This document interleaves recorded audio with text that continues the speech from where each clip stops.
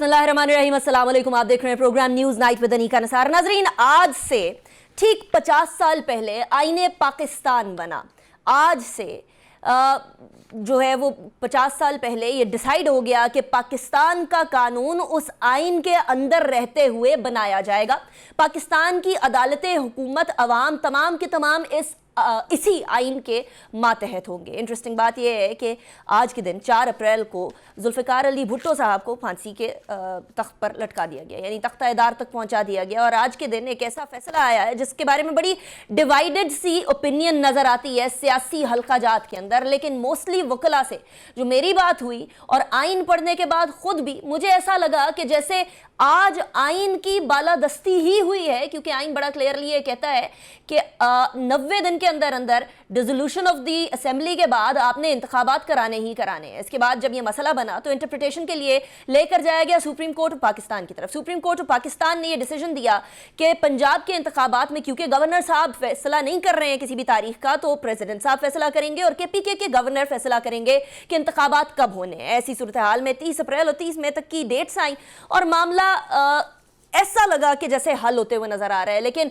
वो मामला ही क्या जो पाकिस्तान में हल हो जाए और फिर मामला मजीद पेचीदगी और कशीदगी इख्तियार करता हुआ नजर आया। इसलिए क्योंकि सियासी जमातों ने और हुकूमत ने बिलखुसूस, to be precise defence ministry ने, to be precise education ministry ने और इंटीरियर मिनिस्ट्री ने मना कर दिया कि हम लोग आपको किसी भी किस्म के रिसोर्सेज फराहम नहीं कर सकेंगे। रिसोर्सेज की गैर फराहमी की वजह से ECP ने कहा कि जी हम 8 अक्टूबर को ये इलेक्शंस ले जाते हैं। अब क्लियरली या तो इसको कंटेम्प्ट ऑफ कोर्ट कहा जा सकता है या क्लियरली इसको आइन से या फैसले को किसी तरीके से आप उसके इर्द गिर्द हुवर करने की कोशिश कर रहे हैं। ऐसा लग रहा था जैसे ECP कर रहा है। आज फैसला आया, फैसले के अंदर अदालत की तरफ से पंजाब का इंतखाबी स्केड्यूल भी दे दिया गया है और कहा गया है कि 14 मई को इंतखाबात होंगे। KPK के इंतखाबात के लिए रेलेवेंट फोरम के ऊपर मामला को लेकर जाया जाएगा और पंजाब और KPK के इंतखाबात के हवाले से ECP के ऊपर भी बड़ी इजहार बरहमी की है। मेरे साथ जो मेहमानान मौजूद हैं आज के प्रोग्राम में,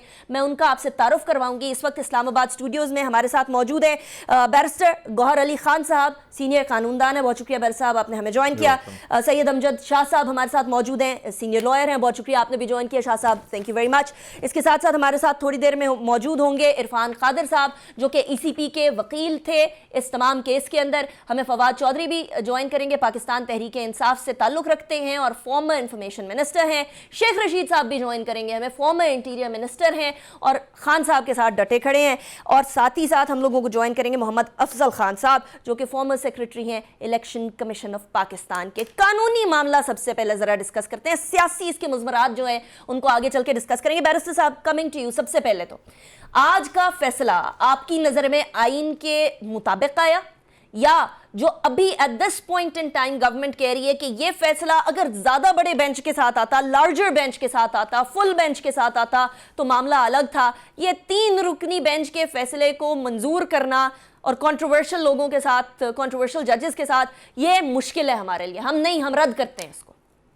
मैं समझता हूँ सुप्रीम कोर्ट ने जो डिसीजन दिया है इस मुश्किल वक्त में दिया है, ख़ासकर जब हुकूमत के ख़िलाफ़, हुकूमत ने सुप्रीम कोर्ट के ख़िलाफ़ एक लॉन्च किया था एक जलसे को नहीं मानेंगे, ऑर्डर को नहीं मानेंगे, बेंच को नहीं मान रहे और इससे एक अफरा-तफरी शुरू हो जाएगी। सुप्रीम कोर्ट ने उस सारे प्रेशर के बावजूद इसका फ़ैसला कर लिया। अल्हम्दुलिल्लाह ये आइन और क़ानून के मुताबिक आया, यही आइन का तकाज़ा है। अगर आइन में कभी ये लिखा हुआ होता कि सूबे ऑटोनोमस नहीं है और उनके इलेक्शन एक साथ होते हैं तो वो इलेक्शन आइन प्रोवाइड करता। आइन में कोई ऐसा नहीं लिखे कि सारे इलेक्शन एक साथ हो। अल्हम्दुलिल्लाह सुप्रीम कोर्ट का डिसीजन आ गया। पहले भी सुप्रीम कोर्ट ने डिसीजन दिया था कैटेगोरिकली आइन के मुताबिक सुप्रीम कोर्ट ने ये होल्ड किया है कि आइन के मुताबिक 90 दिन से ज़्यादा दिन में इलेक्शन नहीं हो सकता, इलेक्शन विद इन 90 डेज़ ही होना है। और आज सुप्रीम कोर्ट ने वही होल्ड कर लिया। पहले डेट दी गई थी, वो डेट दी थी सदर साहब ने according to the constitution. Supreme court ने अपनी तरफ से उसमें सिर्फ इतनी ही चेंजेस की है कि जितना टाइम बीच में से गुजर गया था इलेक्शन कमीशन के अनकॉन्स्टिट्यूशनल और इलीगल ऑर्डर के मुताबिक जिसमें उन्होंने खुद डेट दी है, वो डेट ख़त्म करके सुप्रीम कोर्ट ने उसको आगे 14 मई तक ले गए। अल्हम्दुलिल्लाह बेहतरीन फैसला है, बेहतरीन फैसला है। शाह साहब, आपका इस फैसले के ऊपर क्या थॉट है? स्पेशली इसका para 8, 9, 10 they have a lot of depth in them. आपकी नज़र में सही हुआ है, आइन की बालादस्ती हुई है या नहीं? नहीं, मैं समझता हूँ कि चीफ जस्टिस ऑफ पाकिस्तान की बहुत बड़ी जिम्मेदारी होती है कि वो इदारे की इज्जत और एहतराम को कायम रखें। और अगर फुल कोर्ट का जैसे कि मुतालबा था सबका बन जाती और वहां से फैसला हो जाता तो हमेशा के लिए कंट्रोवर्सी खत्म हो जाती।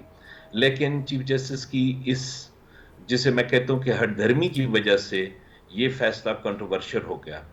आज हुकूमत इसके खिलाफ खड़ी है कि इसकी पर अमल दरामद नहीं होगा।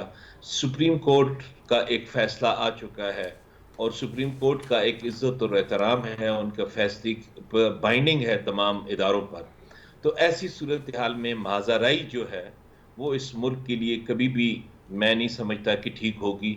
और आज का फैसला जो सुप्रीम कोर्ट ने किया है वो कोई खुशाइन नहीं है हमारी अच्छा तारीख शाह में, साहब, अच्छे फैसलों में इसको प्लीज शुमार मेरी नहीं ये है। जरा मेरी कंफ्यूजन दूर करिएगा। फैसला सही नहीं है या फुल बेंच ना होना सही नहीं है या लार्जर बेंच ना होना सही? फैसला देखिए ना, फैसला सही इसलिए नहीं है कि सिर्फ पंजाब के इलेक्शन क्यों, खैबर पख्तूनख्वा के इलेक्शन क्यों नहीं। असल बात यह ठीक है कि सुप्रीम कोर्ट ने पिक एंड चूज किया। ठीक है और शाह साहब, मैं जो आपकी तरफ जरा आती हूँ। I show come back motto to you. लिया मेरे गया साथ था, अभी उस मेरे शो साथ अभी मोटो शेख पर रशीद साहब हैं। मैं आपकी तरफ आती हूँ सो मोटो के हवाले से। शेख रशीद साहब फॉर्मर इंटीरियर मिनिस्टर हमारे साथ मौजूद हैं। शेख साहब, thank you very much for joining me in the show. Sheikh साहब, इसके ऊपर डिसीजन तो सामने आ गया, लेकिन अब मसला ये है कि आर्टिकल 190 के तहत हर एग्जीक्यूटिव इदारे को सुप्रीम कोर्ट की बात को मानना है और उसको तस्लीम करना है। लेकिन यहाँ पार्लियामेंट कह चुकी, पार्लियामेंट के अंदर बड़ी बड़ी जमातें कह चुकी कि हम रद्द करते हैं इस फैसले को। शेख साहब, interior minister, farmer interior minister होने की हैसियत से आप कितनी कॉम्प्लिकेशंस देख रहे हैं अभी होते हुए? देखिए, मैं तो बहरान को गंभीर, संगीन और मुल्क को अवाम से, अवाम का नाम रियासत होती है, बगावत की तरफ देख रहा हूँ। इन्होंने जुमे के दिन से फैसला किया हुआ है। मैं आपको बहुत बड़ी खबर दे रहा हूँ कि ये तीनों जजेस के खिलाफ रेफरेंस दाखिल करेंगे। और ये जुमे के दिन से इन्होंने आपस में, क्योंकि पार्टी तो होती है 2-3 शख्सों की, बाकी तो जुमा जंज के साथ होते हैं, बाकी तो कंपनी की मशहूरी के लिए होते हैं। माशी, इक्तसादी, समाजी तबाही जो है वो एक तरफ रख दें। IMF 1 साल तक ये किसी तरफ नहीं ला सके, एक तरफ रख दें। मुल्क में आटे के बहरान को एक तरफ रख दें। ये सब चीजें अलग रखें। मसला ये है कि फैसला सुप्रीम कोर्ट ने ये नहीं दिया कि आप PDM को वोट दें या इमरान खान को वोट दें। उन्होंने कहा कि इलेक्शन पे जाएं और जिसको जी चाहे उसको आप वोट दें।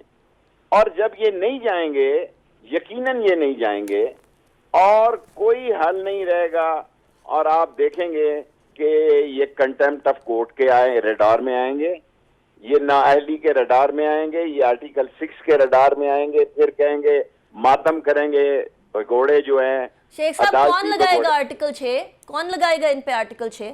यही लगाया गया जब ये फैसला नहीं मानेंगे। सुप्रीम कोर्ट का फैसला तमाम अदारों पे लागू है, तमाम पाकिस्तान के ब्यूरोक्रेट्स पे लागू है, तमाम सियासी पार्टियों पर लागू है। सुप्रीम कोर्ट का फैसला जो है उससे इनराफ जो है वो कंटेम्प्ट ऑफ कोर्ट में आता है। और तीसरा बंदा जो सीट खो जाएगा अगर इन्होंने अकल से मुजाहरा ना किया तो वो शहबाज शरीफ साहब होंगे। अच्छा शेख साहब, मुझे बताएं कि इस टाइम पर आपको भी मालूम है कि एंड ऑफ रमज़ान के अंदर नवाज शरीफ साहब, शहबाज शरीफ साहब, मरियम नवाज साहब और बहुत सारे काबीना के लोग हो सकते हैं, अभी कंफर्म लिस्ट सामने नहीं आई, वो उम्रे पे जा रहे हैं, सऊदीया से बात करेंगे। फैसला ये आया है, बहरान पाकिस्तान के अंदर संगीन हो रहा है, बहरान खत्म होते हुए नजर नहीं आ रहा है। और अंदर खाने जो यहाँ शहर इक़्तिदार के अंदर खबरें चल रही हैं वो ये है कि किसी और सेटअप की तैयारियां भी हो रही हैं और सियासतदान बहुत सारे ऑन बोर्ड भी हैं इसके ऊपर। शेख साहब, आपकी कुछ इतलात ऐसा कहती हैं? देखिए, मैं तो नहीं कहता। एक बिलावल भुट्टो ने कहा कि इमरजेंसी लग सकती है, मार्शल लॉ लग सकता है, और ये बातें मंडी में है कि 35 बंदों की एक पार्टी बनाने के लिए ये सियासी लोग सोच और विचार में है कि कैसे कोई फैसला किया जाए ऐसा। जहां तक कि अवाम का सवाल है, अवाम तो जिंदा मर गए जी। अवाम ने तो अब किसी के कहे बगैर भी सड़कों पर आ जाएगी। मसला एक अदालती, कानूनी और आईनी है जिसका तकाजा ये है कि उस पर अमल किया जाए। ठीक। सुप्रीम कोर्ट में तो कोई बोला नहीं जी, सारा दिन मैं वहां बैठा रहा। वहां तो ये भीख मांगते रहे कि हमें दलाइल देने की इजाजत दी जाए। सुप्रीम कोर्ट ने ये कहा कि आपकी पार्टी ने तो आपको हम पे अदम एतमाद कर दी है, तो आप दलाइल देने किस बात के लिए आए हैं? आप किस बात की वकालत करने आए हैं? सवाए अटार्नी जनरल के, बाकी ने भी 40-30 मिनट बात की, अटार्नी जनरल ने काफी टाइम दिया और उन्होंने आखिर में जो बात की, जो इनका एक ही मसला है कि फुल कोर्ट बनाया जाए। अब एक अदालती फैसला आ गया है, उसको ना मानने के असरात क्या होंगे? अच्छा होगा, बुरा होगा? यकीनन बुरा होगा। शेख और साहब उसके वेरी जिम्मेदार ये क्विकली लोग। मुझे ये बताएं, नहीं मानते फिर खान साहब क्या करेंगे, क्या करना चाहिए उन्हें? मेरा ख्याल है खान साहब आज शाम को कोई बयान जारी करें 9:30 बजे। वो क्या करेंगे, वो कुछ करेंगे या नहीं करेंगे, अदालत अपने कानून को इम्प्लीमेंट करवाएगी। शेख रशीद साहब, thank you very much for joining me in the show. अभी ब्रेक की तरफ जाते हैं, ब्रेक के बाद वापस आएंगे, डिस्कशन को कंटिन्यू करेंगे। पाकिस्तान के अंदर एक आईनी मामला हल होने की बजाय, डिसीजन से हल होने की बजाय ऐसा लग रहा है कि और गंभीर होता हुआ नजर आ रहा है। ये अलग मुल्क है कि जिसके अंदर हल दिया जाता है तो उस हल को भी एक नया मसला बना लिया जाता है। ब्रेक के बाद डिस्कस करेंगे।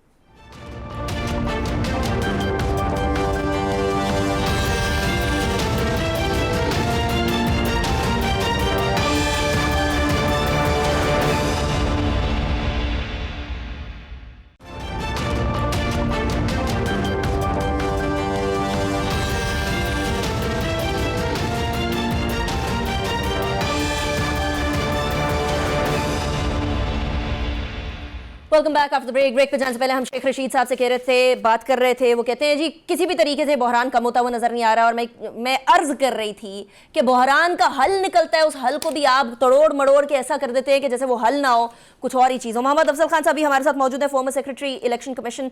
बहुत शुक्रिया अफजल खान साहब, आपने भी हमें ज्वाइन किया। इससे पहले गौहर साहब से भी, शाह साहब से भी हम बात कर रहे थे। आज का जो फैसला आया है, इस फैसले को तो वैसे बहुत सारे इबाम को दूर कर देना चाहिए था, लेकिन एक बार फिर हुकूमत ने ये कहा है कि हमने फैसला नहीं मानना। इससे पहले जो फैसला आया था मार्च के अंदर, उसके अंदर भी बड़ा क्लियरली कहा गया था कि तारीख 90 दिन के अंदर अंदर या 90 दिन से करीब तरीन जो डेट हो वो होनी चाहिए। कोई तरीका निकाल ही लिया जाता है इंतखाबात करने का। अफजल साहब, आपको इंतखाबात 8 अक्टूबर को जो पहले डेट थी और अब जो 14 मई को डेट दी गई है पंजाब की, ये भी पूरे होते हुए नजर आ रहे हैं या वो भी नहीं नजर आ रहा?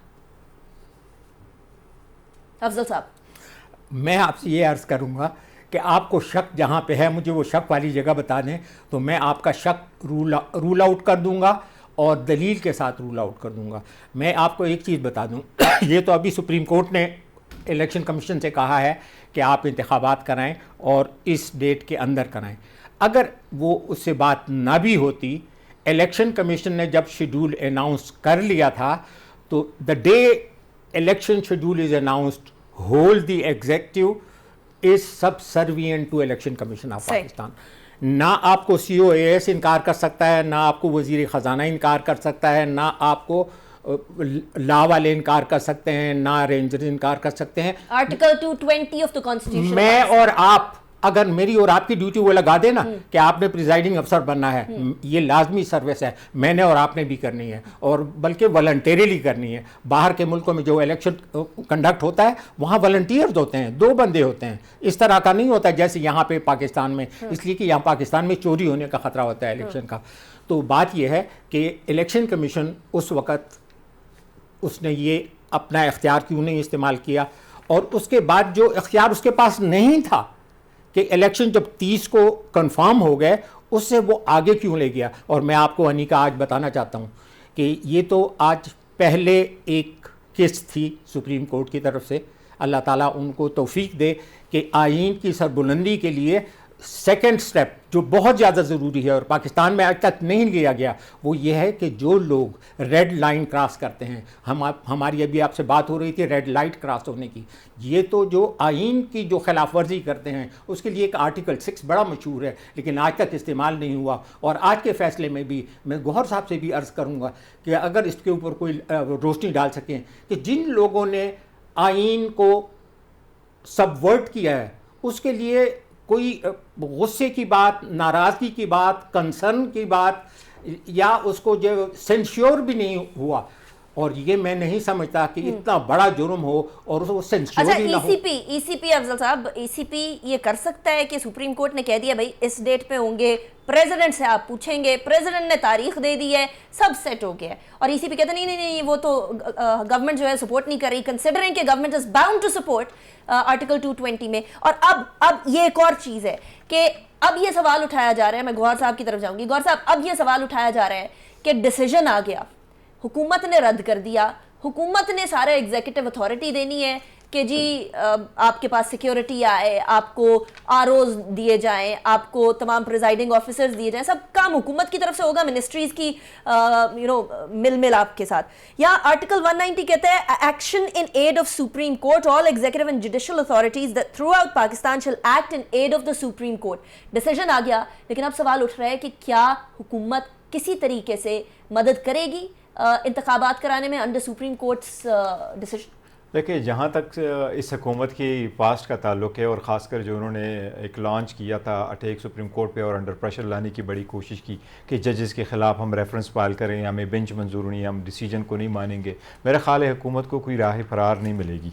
उसकी रीज़न यही है कि आर्टिकल 190 भी है, लेकिन आर्टिकल 189 है, जब सुप्रीम कोर्ट एक ऑर्डर दे दे तो वो सब पे उसका मानना लाजिम है। और इनका आर्टिकल 220 है, वो भी जब इलेक्शन होने हो तो वो इलेक्शन कमीशन के ऑर्डर की सब ने, जिस तरह अफजल साहब ने फरमाया, अफजल साहब ने वो इसने सब ने उसको मानना है। अब सुप्रीम कोर्ट ने एक ऑर्डर दिया है इलेक्शन होल्ड करने के लिए और डायरेक्शन दी है कि सब इदारे मिल करके ये कार्रवाई पूरी करे ताकि election peacefully, transparently, on time और उस डेट पे जो सुप्रीम कोर्ट ने अभी दिया 14 मई को, इस मई को हो जाए। अब हुकूमत जितनी मर्जी कोशिश करे, सुप्रीम कोर्ट इस मरतबा 2 काम करेगी, उसमें ऑब्जर्वेशन भी मौजूद हैं। सुप्रीम कोर्ट अपना इम्प्लीमेंटेशन बेंच बना के इस ऑर्डर को इम्प्लीमेंट करवाएगी हर हाल में, क्योंकि सुप्रीम कोर्ट के तकद्दुस का, सुप्रीम कोर्ट के ऑर्डर का, कानून की बालादस्ती का, आइन की सुप्रेमेसी का क्वेश्चन है, इसलिए सुप्रीम कोर्ट हर सूरत इम्प्लीमेंटेशन बेंच भी बनाएगी। सेकंड ये कि जो लोग इस ऑर्डर को नहीं मानेंगे उस पर कंटेम्प्ट भी लगेगा, and that would be the prime minister. और प्राइम मिनिस्टर क्यों होगा?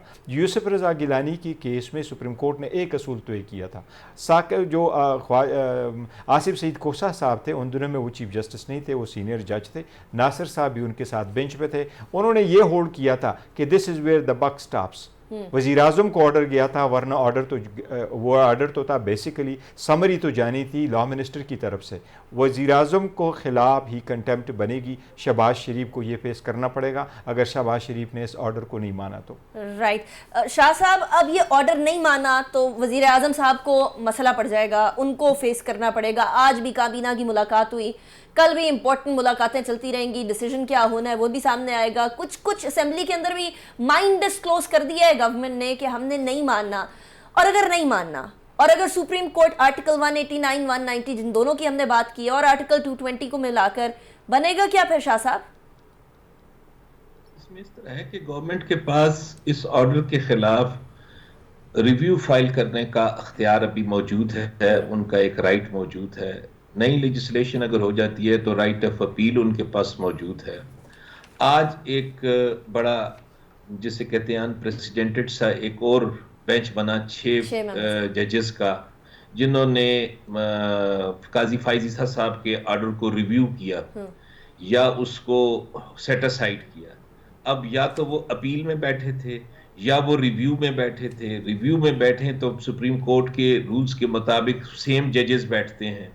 आज उन्होंने एक बिल्कुल अनप्रेसिडेंटेड किस्म का एक बेंच बनाया और फाइजी साहब वाले जो ऑर्डर्स थे उनको उन्होंने एक तरह से सेट असाइड करा दिया। अब इस वक्त मुझे नहीं लगता कि हम आइन, कानून या रूल्स के मुताबिक जो है वो चल रहे हैं। दोनों तरफ से सुप्रीम कोर्ट एक तरफ खड़ी हो गई है, एक तरफ हुकूमत खड़ी हो गई है और जंग की सी सूरत हाल पैदा कर दी है। जैसे नहीं कहते जंग में मोहब्बत और जंग में सब कुछ जायज है, ये तो ऐसी सूरत हाल मुझे अच्छा शाह साहब, मुझे correct me if I am wrong, correct me if I am wrong, हाथ में आता है वो लगे हुए हैं, जो हुकूमत के दिल में आता है वो लगे हुए। Correct me if I am wrong, supreme court का जब बेंच बनता है तो ऑड नंबर्स में बनता है ताकि अगर किसी तरीके से कहीं अटक जाए मामला तो इवन की बजाय वो जो एक ऑड जज हो वो ब्रेक थ्रू दे सके। यहाँ 6 मेंबर्स का जज का बेंच बना है, 6 जजेस का, और इन 6 जजेस ऑब्वियसली इवन मेंबर्स हैं इसके अंदर। क्या ऐसा हुआ है कभी माजी के अंदर? क्या इसकी प्रेसिडेंस है हमारे पास? हाँ, बिल्कुल ऐसा हुआ है। फाइजीसा साहब वाले केस में 10 मेंबर्स का बेंच बना था। इसी तरह और बहुत सारे ऐसी मिसालें हैं कि जिसमें 8 और 6 के बेंचेस बनते रहे हैं। इन्होंने चार जजेस के बेंच के साथ आगाज किया था, फिर मंदोखेर साहब उठे थे तो फिर वो 3 रह गए। तो ये हो सकता है, लेकिन ये 6 रुकनी जो बेंच बनाया गया है वो एक सो मोटो केस जो फाइजीसा साहब सुन रहे थे उसमें उनकी ऑब्जर्वेशन थी, उसको सेट असाइड करने के लिए या उसको रिव्यू करने के लिए बनाया गया, जिसमें रिव्यू में बैरिस्टर साहब मुझसे ज्यादा बेहतर समझते हैं कि रिव्यू में सेम जजेस होंगे। यहाँ पे सेम जजेस नहीं थे, बड़ा बेंच बनाया गया। या तो ये अपील कंसिडर करके इसको उन्होंने देखा है।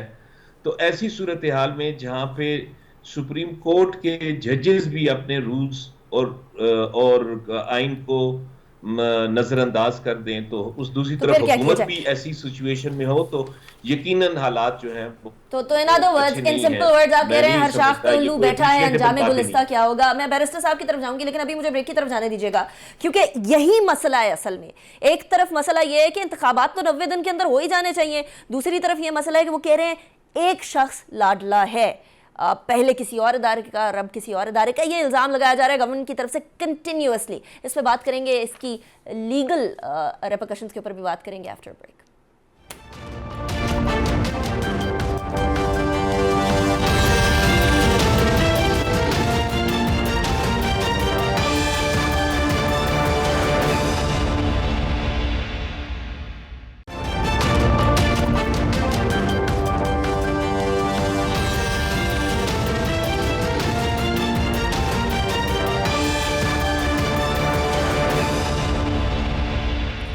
Welcome back after the break. नाज़रीन, 2 सवाल बड़े ही क्लियर है, और वो ये कि क्या अब हुकूमत को इंतखाबात करवाने चाहिए, और दूसरा सवाल ये है कि क्या हुकूमत इंतखाबात करवाएगी। कानून तो बैरिस्टर साहब बड़ा क्लियर है इस बारे में, इसके अंदर तो कोई इबाहम नहीं होना चाहिए। सब का एक कंसेंसस यहाँ डेवलप हो गया कि अगर तो नहीं इम्प्लीमेंट करते तो कंटेम्प्ट ऑफ कोर्ट हुआ, आर्टिकल 6 हुआ। लेकिन ये पाकिस्तान है, पाकिस्तान को चलिए। इरफान कादर साहब भी हमारे साथ हैं। Welcome back right to you. Irfan Qadir साहब आज भी और कल भी ईसीपी को रिप्रेजेंट कर रहे थे। इरफान कादर साहब, thank you very much for joining me in the show. ये जो फैसला आया इरफान कादर साहब, कल जो मेरी आपसे गुफ्तगू हो रही थी प्रोग्राम में, आपकी उम्मीदों के मुताबिक तो नहीं आया यकीनन, लेकिन हुकूमत का इसको रद्द कर देना, क्या वो दुरुस्त है? इरफान कादर साहब, इरफान कादर साहब। सारे पाकिस्तान को पता था क्या फैसला आएगा, और जहाँ तक हुकूमती मौक़िफ़ का ताल्लुक है तो कानूनी तौर पे हुकूमती मौक़िफ़ दुरुस्त है। ये ऑर्डर जो है ये बिल्कुल गैर कानूनी है, गैर आईनी है, और इस तरह के ऑर्डर्स जो इनको कहते हैं कानूनी इस्तिलाह में वॉइड एब इनिशियो। वॉइड एब इनिशियो ऑर्डर्स के बारे में हमारी सुप्रीम कोर्ट के फैसले हैं जहाँ कहा गया इस तरह के ऑर्डर्स को इग्नोर करना चाहिए। तो मैं समझता हूँ कि ये ऑर्डर जो है ना, इसको इग्नोर करना चाहिए। एनलाइटन अस इरफान कादर साहब, क्यों गैर कानूनी है? 3 जजेस ने बैठकर फैसला दिया है, फिर गैर कानूनी कैसे हो गया? सुप्रीम कोर्ट के जजेस को कानून तो पता ही होगा। मैं बताता हूँ गैर कानूनी इसलिए है कि इसी बेंच ने इन्होंने पहले कहा कि जी डेट जो है वो कभी का गवर्नर देंगे, कभी का सदर देंगे, और मैंने इनको बताया कि ना सदर देंगे ना गवर्नर देंगे, ये वो केस ही नहीं है। और मैंने यहाँ इनको ये भी बताया कि यहाँ जो डिसोल्यूशन है वो तो पंजाब में खास तौर पे ना गवर्नर ने डिसॉल्व किया था, हत्ता कि चीफ मिनिस्टर की जो डिसोल्यूशन कही जा रही है वो चीफ मिनिस्टर ने भी डिसॉल्व नहीं की थी, क्योंकि परवेज अली साहब ने तो कह दिया था उस वक्त कि अगर फवाद चौधरी साहब अगर अरेस्ट ना होते तो फिर असेंबली ही ना टूटती। इसका मतलब है कि उन पर प्रेशर था, तो उन्होंने भी इस चीज को डिनाई भी नहीं किया। तो ये सारी चीज जो हुई है ये बिल्कुल सरियन कानून के खिलाफ हुई है। और फिर इलेक्शन कमीशन का रोल क्या चीफ जस्टिस अदा करेंगे? क्या हुकूमत का रोल भी चीफ जस्टिस अदा करेंगे कि चीफ जस्टिस सेक्रेटरी फाइनेंस भी बनेंगे, चीफ जस्टिस जो है वो सेक्रेटरी डिफेंस भी बनेंगे, और चीफ जस्टिस जो है वो इलेक्शन कमीशन भी बन जाएंगे? ये सारे काम कैसे करेंगे चीफ जस्टिस? ये काम अदालतों के करने का है या ये हुकूमत का और इलेक्शन? तो प्रॉब्लम है इरफान कादर साहब, सारे चले अदालतों की तरफ जाते हैं। आप मुझे बताइएगा क्या रिव्यू पिटीशन की तरफ जाएंगे? बिल्कुल, मेरा नहीं ख्याल जरूरत रिव्यू पिटीशन जाने की। वॉइड ऑर्डर्स में रिव्यू करने की जरूरत ही नहीं है। और अगर नया कानून बन गया तो फिर तो मसला बिल्कुल ही कुछ नहीं होगा, क्योंकि फिर सुप्रीम कोर्ट को हुकूमत ने अगर एम्पावर कर दिया तो फिर उसके बाद तो बिल्कुल क्लियर हो जाएगा। फिर ये जो इंडिविजुअल फर्ज वाहिद का जो एक इंडिविजुअलिज्म है जिसको कि one man show supreme court ने कहा, वो खुद ही खत्म हो जाएगा। राइट, तो आप अब रिव्यू की बजाय आप इंतजार कर रहे हैं 20 अप्रैल का कि अगर सदर साहब नहीं डिसाइड मैं नहीं इंतजार कर रहा। देखें, ये नहीं गवर्नमेंट, मैंने रिव्यू तो करना है, इलेक्शन कमीशन अगर चाहेगी तो वो तो और बात है, लेकिन अगर मेरी राय मांगेंगे तो उस वक्त मैं तो उनको ऑब्वियसली ये भी राय दे सकता हूँ कि हमें जरूरत ही नहीं है रिव्यू करने की, तो वॉइड ऑर्डर है, हम इग्नोर करेंगे बस। राइट। इरफान कादर साहब, एक और बात क्लैरिफाई कर दें, कोई भी क्या किसी भी ऑर्डर को ये सोच ले कि वॉइड ऑर्डर है और उसको फॉलो ना किया जाए तो ये तो एक फ्लड गेट नहीं खोल देगा? बिल्कुल नहीं, बिल्कुल नहीं। वॉइड ऑर्डर के कुछ एट्रीब्यूट्स होते हैं और सबसे बड़ा एट्रीब्यूट जो वॉइड ऑर्डर का वो ये होता है कि उसका इख्तियार ना तो किसी आइन में होता है ना स्टैट्यूट में होता है। और आप रख लें, मुझे बता दें, आप किसी कानून की शिक से बता दें कि इलेक्शन की जो डेट है वो सुप्रीम कोर्ट दे सकता है। सुप्रीम कोर्ट तो कहता है सदर नहीं दे सकता, सुप्रीम कोर्ट तो कहता है कभी गवर्नर नहीं दे सकता, सुप्रीम कोर्ट कहता है कि नहीं ये इलेक्शन कमीशन भी नहीं देगा। फिर आप कैसे दे सकते हैं? इसमें तो बड़ी सिंपल सी, कोई रॉकेट साइंस तो इन्वॉल्व ही नहीं है। ठीक हो गया। इरफान कादर साहब, thank you very much for joining me. Barrister साहब, सामने आपके। मैं इसके एक बसद एहतराम एक अर्ज़ ज़रूर करूँ। इरफान कादर की हम बड़ी इज़्ज़त करते हैं, पर मैंने ज़िंदगी में वकील होने के नाते सबसे पहली मरतबा लाइफ में पहली मरतबा सुना था कि कोई सुप्रीम कोर्ट के ऑर्डर को कहता है कि वो वाइड एब इनिशियो। ये एक टर्म है जब हम एग्जेक्टिव ऑर्डर के लिए इस्तेमाल करते हैं। सुप्रीम कोर्ट का ऑर्डर फाइनल है। देखिए, सुप्रीम कोर्ट के पास अपने आर्म फोर्सेस नहीं हुआ करते, न वो सुप्रीम कोर्ट आर्टिकल 190 को इस्तेमाल करके ये कहती है कि हमारी रायल गार्ड और हमें गार्ड कर दे और हमारे ऑर्डर जो है वो इम्प्लीमेंटर और बाय फोर्स कर ले। वो एक मॉरल अथॉरिटी होती है, कॉन्स्टिट्यूशनल अथॉरिटी होती है। अगर हुकूमत के अपने लीगल एडवाइज़र उनको ये एडवाइस करते हैं तो हुकूमत उस पर अमल दराज करते हैं, तो ये हालात को किस तरफ लेके जा रहे हैं। ये ऑर्डर सुप्रीम कोर्ट का ऑर्डर है, कॉन्स्टिट्यूशनल ऑर्डर है। इसकी इम्प्लीमेंटेशन और इसका इम्प्लीमेंट होना हर सूरत आइन का तकाजा है। ये ऑर्डर सुप्रीम कोर्ट ने दिया है, अगर ये नहीं करते इन पे भी कंटेम्प्ट लगेगा, कंटेम्प्ट, और सुप्रीम कोर्ट इसको इम्प्लीमेंट भी कराएगी। शाह साहब, आपका point of view Irfan Qadir साहब के पॉइंट ऑफ व्यू के ऊपर? मैं बैरिस्टर गौर के साथ इत्तेफाक करूंगा, क्योंकि ऑर्डर किसी भी कोर्ट का, कोई भी ऑर्डर हो, चाहे सिविल कोर्ट का हो, चाहे क्रिमिनल कोर्ट का हो, चाहे सुप्रीम कोर्ट का हो, हाई कोर्ट का हो, वो ऑर्डर होता है। उसको सेट असाइड करने के लिए 12(2) का आपके पास है, रिव्यू है, अपील है, आपके ऊपर रेमेडीज अवेलेबल है। लेकिन ये नहीं हो सकता कि आप किसी ऑर्डर के बारे में कहें ये वाइड ऑर्डर है लिहाजा इसको इग्नोर कर दिया जाए, तो वो इग्नोर नहीं हो सकता। वो ऑर्डर है, उसके लिए जो रेमेडीज अवेलेबल है कानून के मुताबिक आपको वो लेनी चाहिए। और शाह साहब, वो जो कह रहे थे कि जब कानून बन जाएगा तब तो कोई मसला ही नहीं होगा, फिर तो ये सारी के सारे फैसले भी साइड पर हो जाएंगे, उसके ऊपर क्या पॉइंट ऑफ व्यू है? नहीं, देखिए ना, उसके लिए गवर्नमेंट का काम है कि वो लेजिस्लेशन कर लें। उसके लिए उनका काम है कि जो उनके पास लीगल रेमेडी, देखो उनके पास मुकन्ना का मतलब उनके साथ है, वो कोई भी लेजिस्लेशन कर सकते हैं ऐसी जिस लेजिस्लेशन की बुनियाद पे वो ये अभाम जो है वो दूर कर सकते हैं, वो उस बेहतर तरीके पर अपना मौक़िफ़ जो है उसको ला सकते हैं। लेकिन इस तरह से कोर्ट्स के ऑर्डर, चाहे वो गलत किया है, मैं ज़ाती तौर पे समझता हूँ कि चीफ जस्टिस ऑफ पाकिस्तान ने ये बिल्कुल हटदर्मी की है। उन्हें फुल कोर्ट बना देनी चाहिए थी, उन्हें सुप्रीम कोर्ट को इस तरह से मुतनाज़ा नहीं बनाना चाहिए था इदारे को।